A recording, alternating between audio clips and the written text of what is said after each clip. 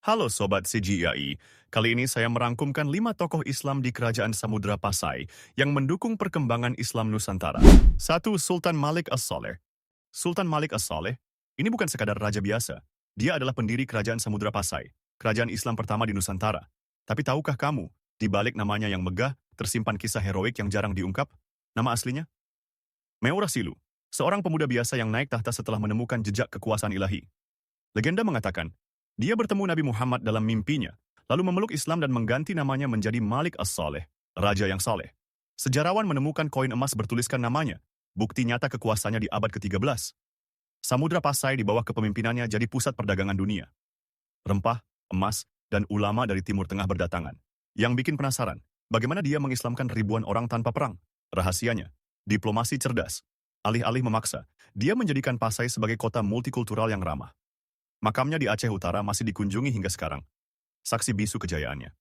Jadi Sultan Malik As-Saleh bukan hanya pelopor, tapi juga bukti bahwa Islam menyebar dengan damai di Nusantara. 2. Sultan Malik At-Tahir pertama. Sultan Malik At-Tahir I.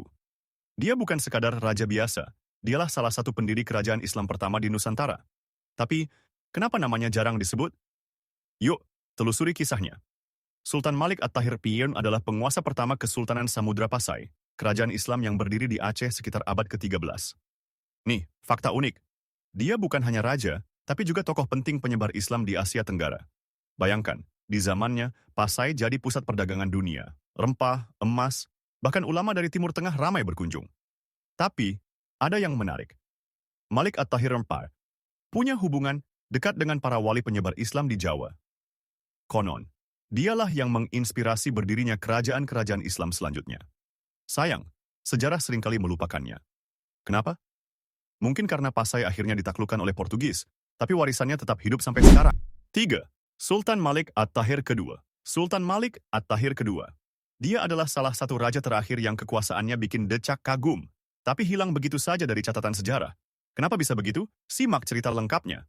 Sultan Malik At-Tahir II bukan raja biasa. Dia memimpin Kesultanan Samudra Pasai di abad ke-14, salah satu kerajaan Islam terkuat di Nusantara. Tapi tahukah kamu, di balik kejayaannya, ada konflik berdarah dan intrik politik yang bikin bulu kuduk merinding. Nih, salah satu fakta uniknya, dia dikenal sebagai sultan yang sangat toleran. Di zamannya, Pasai jadi pusat perdagangan internasional. Pedagang dari Cina, India, sampai Arab ramai-ramai datang. Tapi, siapa sangka, kekuasaannya berakhir tragis karena pemberontakan dari dalam istana sendiri. Yang lebih misterius, hilangnya catatan tentang dia bikin banyak sejarawan penasaran. Ada yang bilang dia dibunuh, ada juga yang percaya dia memilih mengundurkan diri. 4. Sultan Zainal Abidin. Sultan Zainal Abidin bukan karakter sinetron, dia salah satu raja paling berani di masanya. Tapi kenapa namanya jarang disebut? Zainal Abidin bukan sekadar raja biasa. Di era di mana kekuasaan sering direbut dengan darah, dia justru dikenal sebagai sultan yang cerdik dan visioner. Tahu nggak?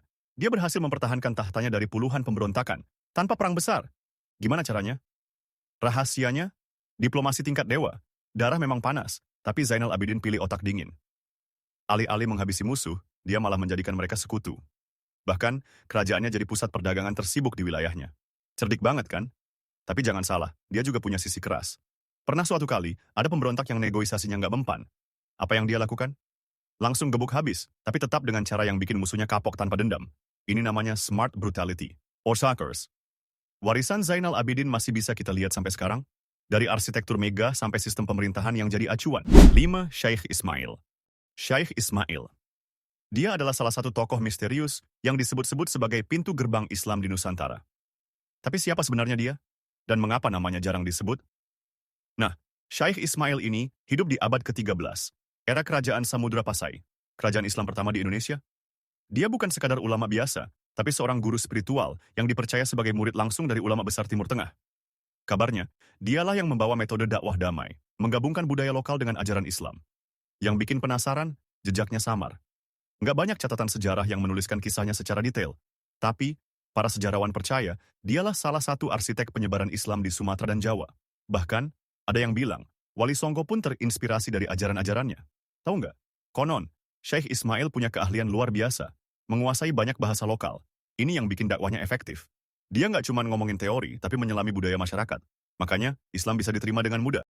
Jika Sobat CGYI suka dengan video ini dan penasaran dengan tokoh-tokoh lainnya, jangan lupa like, subscribe, dan komen. Mau bahas tentang apa lagi biar kita bahas lebih dalam. Terima kasih sudah menonton dari awal sampai akhir. See you.